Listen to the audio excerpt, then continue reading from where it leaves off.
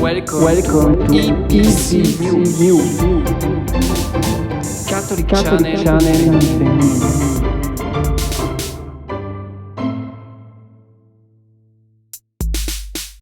Ave Maria et Pace Bene, bienvenue frères et sœurs dans ce podcast sur la famille, l'actualité et l'Église.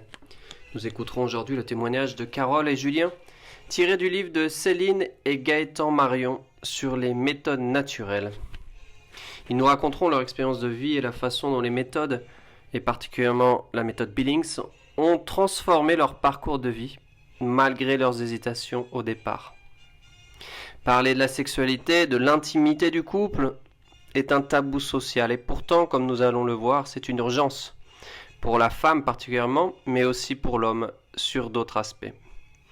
Nous sommes dans une société pansexuelle, omnibulée par la performance, et nous savons que Freud et Wilhelm Reich sont passés par là. Donc, sexualité et fécondité, comme nous écrivent encore nos auteurs, sont des sujets sensibles aujourd'hui, très délicats, parce qu'ils sont centraux justement. Ils rejoignent ce que nous sommes au plus profond et au plus intime de nous-mêmes. Notre culture, notre histoire familiale, notre parcours conjugal, le manque d'informations peuvent parfois nous avoir conduits à poser des choix pour lesquels nous éprouvons encore des regrets aujourd'hui, voire de la culpabilité. Encore une fois, l'Église catholique, experte en humanité, a mené une réflexion très profonde sur le sens du couple, comme nous le savons, le sens de la sexualité et de la régulation des naissances. Elle est d'ailleurs la seule institution à avoir autant réfléchi sur ces sujets. Pour autant, cette expertise en la matière reste disponible et accessible à toutes les personnes qui souhaitent approfondir ce thème. Voici maintenant le témoignage de Carole et Julien qui témoignent de leur amour. Nous avons respectivement 35 et 31 ans et sommes mariés depuis bientôt 6 ans. Nous avons 3 enfants et nous avons fait le choix des méthodes naturelles depuis nos fiançailles. Ce choix n'était pas évident au regard de nos expériences respectives, mais ce chemin nous épanouit beaucoup aujourd'hui et bien au-delà de la sexualité. Nous écouterons d'abord le témoignage de Julien. J'ai été baptisé nourrisson, mes parents ont divorcé quand j'avais 9 ans. Je n'ai pas reçu d'éducation chrétienne et donc je n'ai reçu aucun repère relatif à la sexualité. J'ai vu un premier film X à l'âge de 11 ans et j'ai embrassé une fille dans la foulée pour la première fois pour essayer. J'ai quitté la fille juste après l'avoir embrassée. J'ai toujours en mémoire des images de ce premier film, même si j'en ai vu d'autres ensuite. De la même façon, j'ai en mémoire les photos du premier magazine pornographique que j'ai vu. J'ai eu ensuite ma première relation sexuelle à 15 ans, puis d'autres relations au lycée dans la vie étudiante. Relations d'une nuit, de quelques semaines, de quelques mois et de 4 ans pour la plus longue. Ces relations étaient à l'image de ce que l'on voit dans les films, la recherche du plaisir, de la performance, de la jouissance. J'ai été converti ensuite à la foi chrétienne à l'âge de 23 ans par des protestants évangéliques, suite à 3 soirées débats entre croyants et non-croyants. Les thèmes étaient « Dieu existe-t-il ? Quel est le sens de la vie ? » et « Le pardon ». Cette information est importante car j'ai d'abord cru en Dieu par la raison. Le discours protestant était logique, cohérent, c'était du rock. Très cartésien de caractère, cela m'a beaucoup touché. Quelques années plus tard, je quittais une fille avec qui j'étais sorti pendant 4 ans. J'ai alors décidé de ne plus avoir de relations sexuelles avant le mariage. Je ne comprenais pas pourquoi l'Église chrétienne, les catholiques et les protestants, proposaient ce chemin, mais je savais que si je ne le suivais pas, je n'étais pas cohérent avec ma foi naissante. C'est donc un désir de cohérence qui m'a poussé à poser mon premier pas dans la foi. J'ai alors dit au Seigneur, je veux bien essayer, mais il va falloir m'expliquer. J'avais jusque-là été plutôt dans la logique suivante. La relation sexuelle est unique entre les 2 conjoints, donc si on veut s'engager pour la vie, il faut s'essayer. Si ça ne marche pas, il faut le savoir tout de suite et éviter de gâcher sa vie sexuelle toute sa vie. J'ai essayé donc l'abstinence. Célibataire, vous me direz que c'est plus facile. Rassurez-vous, le Seigneur s'est chargé de me mettre à l'épreuve plusieurs fois par la suite. Une copine avec qui j'avais déjà eu des relations me proposa de ressortir ensemble le temps d'un week-end où j'étais venu la visiter. Une autre fille me demanda de lui faire perdre sa virginité. Hédonisme dans le premier cas, orgueil dans le second. Grâce à Dieu, j'ai pu dire non, et Dieu m'a révélé ensuite le bien fondé de ses décisions. Il m'a montré les raisons objectives qui font que la continence avant le mariage et la chasteté sont bonnes pour la relation homme-femme et pour reconnaître qui peut être la femme de sa vie. Quelles sont donc ces raisons objectives ? Tout d'abord, d'assumer les conséquences de ses actes, vivre unifié. Quelle est la conséquence logique d'une relation sexuelle ? Sur quoi cela peut-il aboutir ? La vie. Aucune méthode pour éviter un bébé n'est efficace à 100%. Or, je ne voulais plus coucher avec une fille, prendre le risque qu'elle soit enceinte et être alors face à deux choix. Celui d'avorter. Une amie de promotion a fait ce choix et j'avais commencé alors à pressentir la culpabilité qu'elle portait. Ou alors, devoir dire plus tard à l'enfant « Tu es le fruit d'une partie de jambes en l'air, ta mère et moi ne t'avons pas désiré, nous avons juste voulu avoir du plaisir une nuit. » Ensuite, l'abstinence permet d'éviter d'avoir l'empreinte de l'autre. J'avais déjà couché avec plusieurs filles et me souvenais de chacune d'elles, de leurs caresses, des moments intimes. Je ne voulais plus risquer de comparer ces caresses que me donnerait ma femme à celles reçues par d'autres auparavant et me dire que c'était mieux avec d'autres. La relation sexuelle est au service de la communion conjugale et non l'inverse. C'est comme lorsque vous allez déjeuner chez des amis. Le repas est un moyen d'aider à passer un bon moment, mais ce n'est pas la fin en soi. La finalité est la relation avec nos amis. Il en va de même pour les unions sexuelles au sein du couple. Ce n'est pas la recherche du plaisir sexuel qui est premier, c'est la communion amoureuse exprimée dans la chair. Je n'avais jamais eu conscience de cette possibilité auparavant, mais être abstinent m'a aussi permis d'être fidèle à ma femme avant de la connaître. Je me disais que si elle aussi faisait ce choix de son côté, j'en serais heureux. Malheureusement, elle avait aussi pris les mêmes chemins de traverse que moi et avait eu des relations blessantes. Enfin, sans vivre de relations sexuelles, je gardais ma liberté de discernement. Si on couche avec une fille, on ne sait pas si on reste avec elle parce qu'on l'aime vraiment ou parce qu'on partage nos corps. Les relations sexuelles avant le mariage viennent polluer tout discernement. Quand on ne couche pas avec l'autre, on reste clairvoyant sur ce qui fait la relation de à l'autre et on se sent tout à fait capable de quitter l'autre facilement. C'est quelque chose dont je suis convaincu pour l'avoir vécu avec la jeune étudiante dont je vous ai parlé précédemment. Le fait de n'avoir pas couché avec elle m'a permis de garder les yeux ouverts et de ne pas repartir pour quelques années dans une relation qui ne nous aurait pas rendus heureux. Quels sont donc les moyens qui m'ont aidé ? J'ai d'abord choisi d'arrêter la masturbation. La lecture du magazine des éditions des Béatitudes m'a ouvert les yeux sur cette pratique. Je raisonnais auparavant sur les phrases communément entendues comme « il n'y a pas de mal à se faire du bien ». Si, il y en a. Qu'on se soi-disant bien est à l'opposé de ce qu'il devrait être, c'est-à-dire qu'il est tourné vers soi plutôt que dans un don total à l'autre. Le Seigneur m'a donc révélé grâce à ce magazine les conséquences de la masturbation. Plaisir rapide, solitaire, fantasmé, faisant de l'autre, dans les fantasmes, un objet de plaisir. L'ensemble étant destructeur dans la relation aux autres. Par la grâce de Dieu, oui, vraiment par sa grâce, quelques mois après avoir lu ce magazine, j'ai arrêté du jour au lendemain de me masturber et j'ai été libéré de cet esclavage. J'ai commencé à travailler sur l'éducation de mon regard, affiches, films, décolletés, pensées. J'ai jeté tous les livres érotiques que j'avais acquis jusque-là. J'ai également arrêté d'entrer dans le jeu de la séduction avec les filles qui me plaisaient. Ne pas montrer des sentiments naissants permet de voir si le sentiment ou s'il y a réellement quelque chose de plus profond. Cela m'a évité de commencer une autre relation qui aurait pu durer.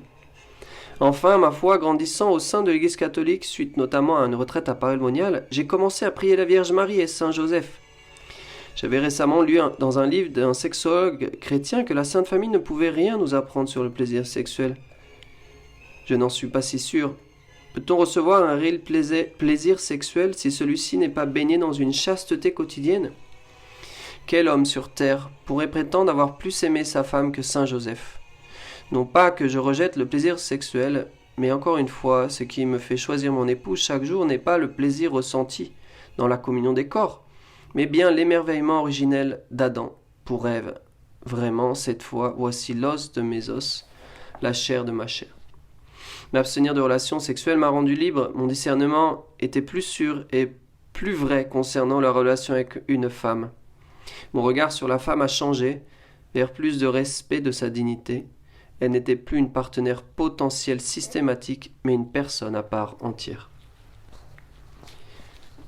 Nous écouterons maintenant l'histoire de Carole. J'ai eu ma première relation sexuelle à 18 ans avec un garçon avec lequel cela a duré 3 mois. Je suis issu d'une famille catholique et les méthodes naturelles pour moi c'était ringard, un truc de ma mère. J'ai donc rapidement toqué à la porte du planning familial pour obtenir la pilule et je l'ai prise pendant 5 ans. Ma première histoire sérieuse a donc duré 3 ans. Le bilan de ces 3 années est assez affligeant. Et pour moi, cet échec est lié à la prise de la pilule. Avec la pilule, on est dans une situation open bed. On est libre d'avoir des relations sexuelles sans conséquence, c'est-à-dire sans bébé. Pour nous, avec mon compagnon, la routine s'est vite installée. Nous avions un rapport sexuel tous les soirs, quelles que soient les circonstances. Pourtant, je n'en avais pas envie tous les soirs, surtout quand on s'était disputé, ce qui arrivait souvent. Sur la fin de notre relation, je n'en avais jamais envie. Mais je n'osais pas le dire. La sexualité était la seule chose qui nous unissait. Si nous n'avions pas partagé notre sexualité, nous nous serions rendus compte plus tôt que nous n'avions rien en commun et nous ne serions pas restés 3 ans ensemble. Au bout de ces 3 années, quand j'ai réalisé que je n'avais rien à faire avec ce garçon, je lui ai répondu que je le quittais. Il m'a dit « Mais quand même, sexuellement, ça se passe si bien. » Je me sentais très mal, car si lui était satisfait, c'était loin d'être mon cas. Or, s'il ne s'en était pas rendu compte, c'est bien que nous n'avions jamais discuté en vérité sur le sujet. Et qu'en plus, j'avais pris l'habitude de lui faire croire que tout allait bien pour moi. Je me suis contenté de relations sexuelles médiocres, au rabais. J'ai pris l'habitude de simuler. Pourquoi ne pas parler de sexualité ? Et pourquoi avoir des relations sexuelles si celles-ci ne procurent aucun plaisir ? La réponse est évidente. Je souhaitais par-dessus tout être aimé. Je voulais que ce garçon m'aime et surtout qu'il ne me quitte pas. J'ai cru que si je refusais mon corps à ce garçon, il allait me quitter. Pour ne pas être rejeté, jamais je n'ai parlé de mes désirs à moi. Cela me poursuit encore aujourd'hui et j'ai découvert grâce à l'abstinence avant le mariage et aujourd'hui grâce à l'abstinence périodique nécessaire pour les relations naturelles que j'ai du prix aux yeux de mon mari et qu'il m'aime pour moi-même. Après ces 3 ans, j'ai eu de nombreux petits amis pendant 2 ans. J'étais complètement empêtré dans ces relations. J'étais très malheureuse, je couchais facilement, rapidement, pensant toujours que c'était la meilleure façon de séduire et de retenir le garçon. Mais l'expérience m'a montré que la sexualité ne suffit pas pour garder un homme. J'y laissais mon cœur, mais ne recevais pas d'amour en retour. J'ai finalement pris la décision de partir loin pour fuir cette situation dont je n'arrivais pas à me dépêtrer. Je suis parti aux Philippines en mission humanitaire pour 6 mois. Le marché de l'humanitaire est saturé par les organismes catholiques. Je me retrouvais donc avec des religieuses qui accueillaient des jeunes filles blessées dans leur sexualité par le viol ou la prostitution. J'étais censé leur donner un exemple de jeune femme épanouie, bien dans mon corps. Mais si j'arrivais à donner le change, une question me taraudait intérieurement. Ces jeunes filles étaient blessées dans leur sexualité et elles étaient des victimes. Je me sentais aussi blessé dans ma sexualité, mais par ma faute, de ma seule responsabilité. Qu'avais-je fait et que faire pour changer de comportement ? Au retour des Philippines, pour me reprendre en main et me responsabiliser, j'ai décidé d'arrêter la pilule et de me réserver vraiment pour mon futur mari. En effet, je me disais que si j'arrêtais de prendre la pilule, les relations sexuelles deviendraient plus risquées. Ce que je prenais pour une protection des bébés ne me protégeait pas des relations sans lendemain qui me plongeaient dans une grande détresse. Arrêter la pilule était pour moi le meilleur moyen de ne plus céder à la tentation de m'engager physiquement dans une relation qui ne mènerait à rien. Mes cycles revinrent rapidement. C'est là que j'ai fait une expérience qui m'a bouleversé et qui a été décisive dans le reste de ma vie. J'ai été émerveillé devant le corps de la femme, mon corps, fait pour donner la vie. Pour m'épanouir, réaliser mon être, ma féminité, je dois respecter mon corps dans sa capacité à donner la vie. J'avais déjà repris le chemin de l'église à mon retour des Philippines et toute contraception était devenue inconcevable pour moi. Il fallait maintenant que je trouve un mari catho et qui accepte les méthodes naturelles. Je pensais que ma cause était désespérée.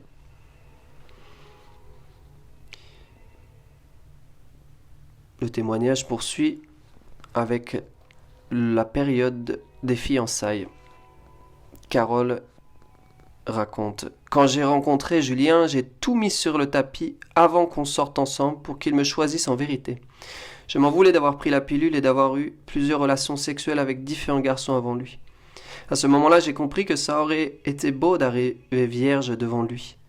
Malgré toutes ces casseroles que je traînais, il m'a choisi. Pendant nos fiançailles, nous nous sommes formés aux méthodes naturelles de régulation des naissances et j'ai commencé à m'observer à tenir un tableau. Julien continue.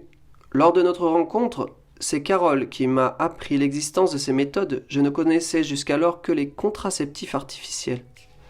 C'est moi qui lui ai imposé, si je puis dire, le choix initial de la continence jusqu'au mariage. Nos chemins respectifs sont tout à fait complémentaires car nous nous rendons compte aujourd'hui que cette continence nous a fortifiés et préparés pour bien vivre les méthodes naturelles. Nous continuons de vivre la chasteté conjugale, vivre dans l'ordre du cœur, comme disait Saint Jean-Paul II. Le gros avantage, quand on a choisi d'être abstinent pendant les fiançailles, c'est que c'est beaucoup plus facile pour démarrer les méthodes naturelles. On a beaucoup moins de pression. Pourtant, ce temps ne fut malheureusement pas sans caresses désordonnées. La confession nous a aidés à y couper court. La honte de se confesser chaque mois pour la même chose, c'est sans doute la grâce du sacrement. S'abstenir des relations sexuelles pendant nos fiançailles nous a aidés dans le discernement. Nous sommes toujours sentis libres de quitter l'autre dans les moments de doute. Pendant la préparation au mariage, j'ai reçu 2 repères au travers de phrases dites très clairement. L'union finit par l'éjaculation de l'homme dans le vagin de la femme. La sodomie est un interdit. Il a été important pour moi de l'entendre pour couper court à cette relation qui certes génère du plaisir pour l'homme et la femme, mais qui est aussi, excusez-moi pour l'expression, une relation de merde, au sens propre comme figuré. Je crois qu'il est important de le souligner, ces 2 phrases ont été comme des garde-fous. Depuis que nous sommes mariés, Julien raconte, après avoir choisi l'autre sans l'essayer, nous donne une vraie force dans le mariage. Citation, « Je t'aime pour tout ce que tu es sans savoir ce que sera notre sexualité. » Et nous nous rendons compte que la sexualité est un chemin, jamais un acquis, à nous de le faire progresser. Les trucs qui m'ont aidé à rester continent pendant les fiançailles nous aident aussi à rester chaste dans notre vie conjugale. Je parle de l'éducation du regard et des pensées. Vivre au quotidien les méthodes naturelles de régulation des naissances quand nous souhaitons différer une naissance est un véritable atout pour notre vie de couple. Cela favorise les discussions dans le couple puisque je tiens le tableau. Carole me fait confiance pour noter ses observations et je sais où en est ma femme dans son cycle. Dans les unions, je me sens accueilli complètement. La performance n'est plus l'objectif. Le plaisir généré par la recherche de la communion est bien supérieur au pur plaisir physique. Ceci, aucun média ne le souligne. Le désir de communion n'exclut pas non plus de rechercher à donner du plaisir à l'autre, mais le désir de communion est premier. La réflexion continue sur les caresses ordonnées ou non, très tentantes pendant les périodes d'abstinence.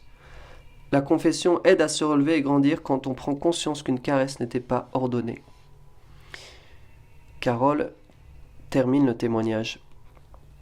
Notre couple profite d'une grande complicité et intimité.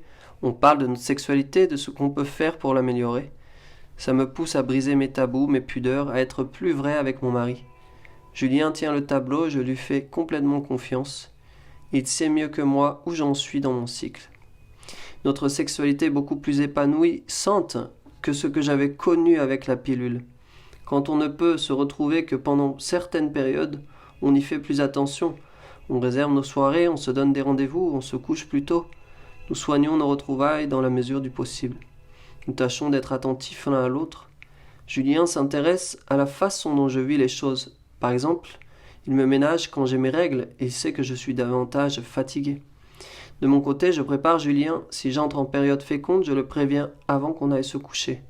J'adapte la façon dont je m'habille. Nous avons même établi une sorte de code vestimentaire. On dit beaucoup que les méthodes naturelles respectent le corps de la femme et son rythme naturel, et c'est vrai. Mais c'est aussi pour nous les femmes l'occasion de respecter nos maris, en nous rendant disponibles, attirantes et accueillantes pour eux quand c'est le bon moment, et en faisant attention de ne pas les aguicher quand nous ne pouvons pas avoir d'union.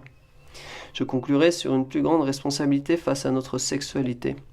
Quel bonheur de s'unir pleinement sans mettre de barrières mécaniques ou chimiques entre nous.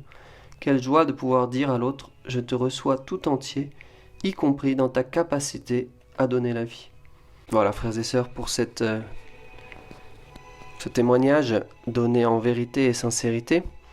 Une méthode donc qui éliminant la chimie donne une entière humanisation de la sexualité et donc des rapports intimes qui se retrouvent plus lumineux, éclairés par la grâce de Dieu, par les sacrements, mais surtout qui mènent le couple à une plus entière disposition l'un vis-à-vis de l'autre, une plus entière générosité et donc au final une pleine communion de l'homme et de la femme au sein du couple. Ave Maria, Pace Bene.